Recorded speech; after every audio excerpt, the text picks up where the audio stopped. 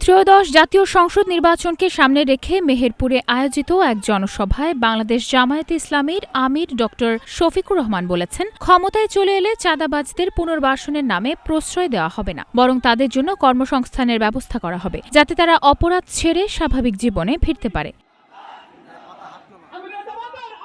২৬ জানুয়ারি দুপুরে মেহেরপুর সরকারি উচ্চ বালক বিদ্যালয় মাঠে অনুষ্ঠিত এ জনসভায় তিনি বলেন, ছোট জেলা হওয়া সত্ত্বেও মেহেরপুরেও চাঁদাবাজির বিস্তার ঘটেছে। জনগণের রায়ে সরকার গঠন করতে পারলে এসব মানুষের দায়িত্ব রাষ্ট্র নেবে এবং তাদের কাজের সুযোগ সৃষ্টি করবে। নির্বাচন প্রসঙ্গে তিনি ভোটারদের ভোট কেন্দ্র সুরক্ষিত রাখার আহ্বান জানিয়ে বলেন, ভোটাধিকার রক্ষায় সবাইকে সচেতন ও ঐক্যবদ্ধ থাকতে হবে। গত ৫ দশকের শাসন ব্যবস্থার সমালোচনা করে তিনি দাবি করেন, দেশের ন্যায় বিচার প্রতিষ্ঠিত হয়নি, ফলে তরুণ সমাজ মাদক ও অপরাধের দিকে ঝুঁকছে।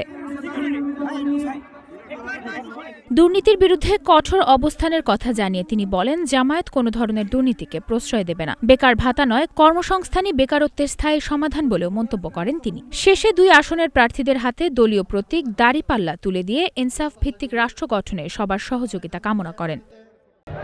আজ আমরা সেই গণজোয়ারটা দেখতে পাচ্ছি বাংলাদেশের সর্বত্র, যা এখানে এসেও দেখলাম। আপনাদেরকে মোবারকবাদ। আমরা কথা দিচ্ছি, আল্লাহ তাআলা যদি তার একান্ত মেহেরবানিতে আপনাদের সকলের দোয়া ভালোবাসায়, আপনাদের সমর্থন এবং ভোটে জাতির এই আমানতের দায়িত্ব আমাদের উপর অর্পণ করেন, তাহলে আল্লাহর কসম, আল্লাহর কসম, আল্লাহর কসম, জনগণের সম্পদের উপর আমরা হাত দেব না। আমরা জনগণের চৌকিদার হয়ে আপনাদের আমানতের হেফাজত করব ইনশাআল্লাহ।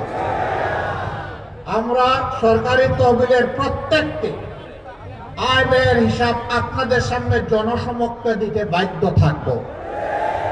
সকল নির্বাচিত জনপ্রতিনিধি, ইউনিয়ন পরিষদের মেম্বার থেকে শুরু করে জাতীয় পরিষদের মেম্বার, সবাইকে তাদের হিসাব, তাদের সম্পদের হিসাব জনগণের সামনে দিতে হবে।